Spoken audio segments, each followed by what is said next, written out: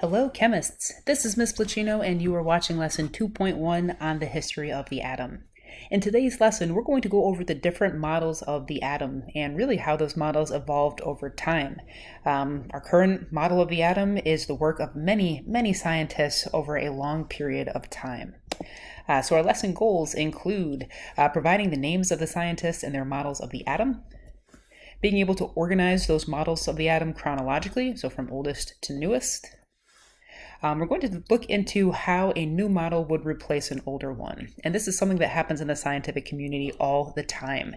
As better information and new information becomes available, we have to update our old theories. And finally, we're going to spend a lot of time today talking about Rutherford's gold foil experiment. This is a famous one and a really important one to know for first-year chemists. All right, let's get ahead and get into the lesson. Okay, so we'll start with this gentleman, John Dalton.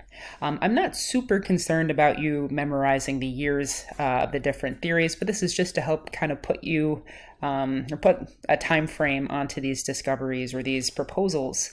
So in 1803, John Dalton proposes the first modern day model of the atom called the billiard ball model. Now, if you've ever played pool before, you know what a billiard ball is. It's basically just a hard, round sphere. Some really high quality artwork right there. And that's what John Dalton's model suggested. The atom is solid, it's just a round sphere.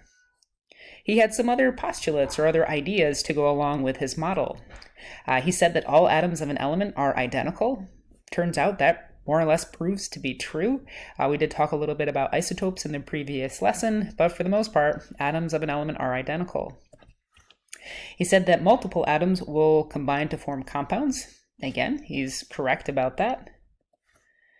And all this is not based on any experimentation. As you might imagine, in the 1800s, they lacked the technology to really study the world around them closely. So these are just ideas that John Dalton has, and he proposes them to the scientific community.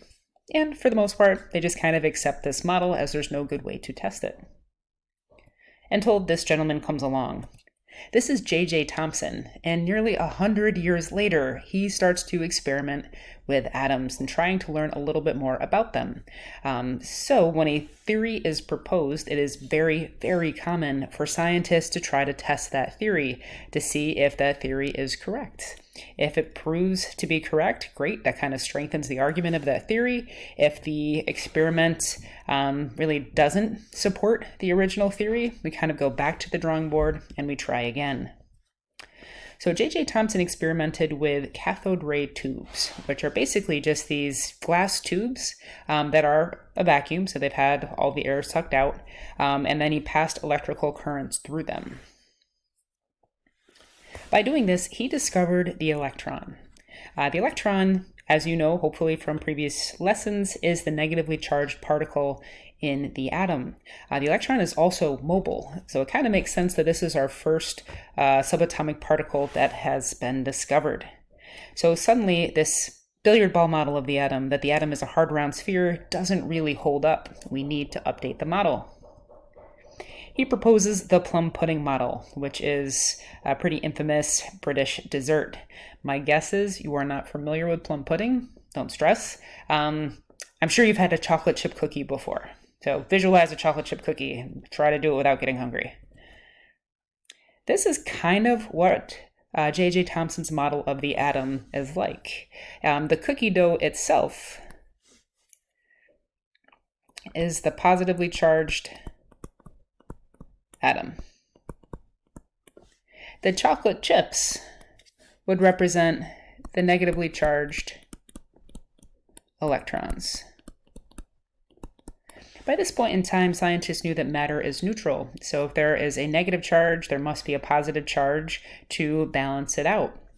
So they pictured the positive charge just kind of spread evenly throughout the entire atom, with these little negative electrons scattered randomly throughout. So again, atom is positive. Negatively charged electrons are randomly scattered throughout. There are no rules kind of defining where the electrons could be. So this is now the current model of the atom as of 1897.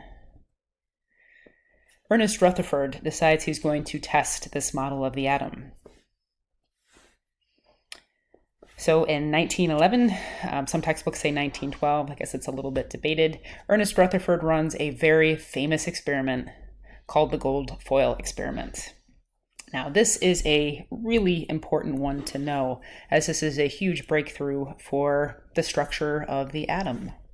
Basically, what Rutherford did is he fired positively charged particles at a sheet of gold. Now, you might be wondering, why did he choose gold? Is it just so he can be fancy? Gold is extremely malleable, meaning that we can pound it out into really thin sheets. So if you think aluminum foil is thin, you can get gold foil even thinner. So these positively charged particles, they're called alpha particles. We'll talk more about those when we get into nuclear chemistry. But for the time, all you really need to know is that they have a positive charge. Ernest Rutherford expected most of, if not all, actually all of the alpha particles to pass directly through the atom unperturbed. However, not all of them did. An extremely small amount, you can see the number here, less than 0.001% were deflected at some crazy angle. Now, as the story goes, Ernest Rutherford had two of his grad students run this experiment, Geiger and I think it was Madsen. And you might know Geiger from Geiger counter, but it's pretty common for a professor to send their grad students into the lab to do work. So Geiger and Madsen go ahead and they run the gold foil experiment. They come back to Ernest Rutherford with their data, and he says, no, that can't be correct. There must be something wrong. Go ahead, do it again. Now, they're good grad students, so they go do what their professor tells them to do. They come back after shooting tens of thousands of alpha particles at that sheet of gold foil, and they have the same results. Ernest Rutherford is convinced that they must have done something incorrectly, silly grad students. So he goes to the lab and he runs it himself, and he comes up with the same type of data. It's now pretty obvious to Ernest Rutherford that the Plum pudding model of the atom is not accurate. So let's look at this experiment in a little bit more detail. In 1910, Rutherford and his co-workers were studying the angles at which alpha particles were scattered as they passed through a thin gold foil. Most of the alpha particles passed through undeflected. However, a few were found to be scattered at large angles, some even back in the direction from which they had come.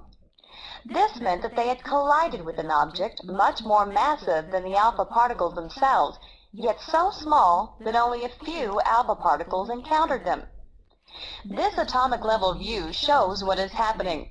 Most of the atom is occupied by the low mass electrons. The nucleus is small and massive. When an alpha particle encounters a nucleus, it is scattered at a large angle. Okay, let's talk a little bit more about that experiment and really break it down. So ultimately, Ernest Rutherford proposes the nuclear model of the atom. And as you might have been able to tell from that video, he discovered the nucleus. Basically, you have your gold atom, which has a large nucleus as far as the number of protons and neutrons that are present in it, but it takes up a very small amount of space. A lot of times the analogy you'll hear is think about like a professional football stadium. Take a marble and place it on the 50-yard line. The football stadium represents the atom itself. The marble represents the nucleus. So the nucleus is incredibly small compared to the size of the atom. So as Ernest Rutherford and his graduate students are firing the alpha particles through, most of them are going to pass through the gold foil undisturbed. It's very rare that they're going to hit the nucleus. Occasionally, however, they do. That's where that tiny percentage, about 0.001% of alpha particles get deflected because they hit the nucleus. So from this, we're really able to conclude that most of the atom is empty space, which is kind of crazy when you think of it. Matter makes up everything. Matter is made of atoms. So that chair that you're sitting on right now that feels very solid is mostly empty space. Craziness. He also discovered that there is a small, positively charged nucleus at the center of the atom. At this point, we don't know yet about protons and neutrons, but since the positively charged alpha particles were deflected or repelled, you can think of it, from the nucleus, they were able to conclude that the nucleus must be positive as well. We know opposite charges would attract, like charges will repel.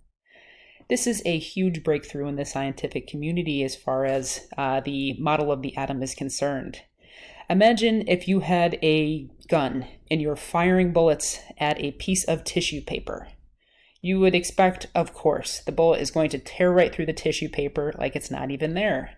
Imagine how shocked you would be if the bullet bounced off that flimsy little piece of tissue paper and hit you. You would be completely shocked. And that's really the effect that this had on the scientific community. So now we know about the nucleus. And scientists are working on, well, what are these electrons doing? We're going to spend a lot more time in lesson 2.2 talking about the scientist's model of the atom. We have Niels Bohr, shortly after the gold foil experiment, proposes his model of the atom. He came up with his model by studying how light and matter interact. And again, we'll get into more details in lesson 2.2. He came to this conclusion that energy is quantized, so there must be rules dictating where the electrons can exist. Don't stress about this word quantized right now. Just go ahead, get it into your notes. We will come back to this concept in future lessons so that it's a little bit more clear. My guess is that if I asked you to draw a picture of the atom, you would probably draw Niels Bohr's model of the atom. He came up with the Bohr model, also known as the planetary model. So we have our positively charged nucleus at the center, and we've got electrons kind of racing around the nucleus in these very well-defined energy levels called orbits. Sometimes you might hear them called shells or orbitals. Don't get too hung up on the terminology. The idea is that your electrons have very well-defined paths that they'll travel around the nucleus in. And there we go. In between these paths, these orbits or energy levels or shells, nothing exists. It's just completely wide open, empty space. So it's kind of keeping the idea that most of the atom is empty space intact from Rutherford's experiment. As it turns out, the Bohr model of the atom is not the model of the atom that we use today, but that is a lot more complicated and way too much to do on this very first lesson. So I think we're going to stop there. This looks pretty good for today. Anyway, thank you for tuning in, and I hope you found this helpful.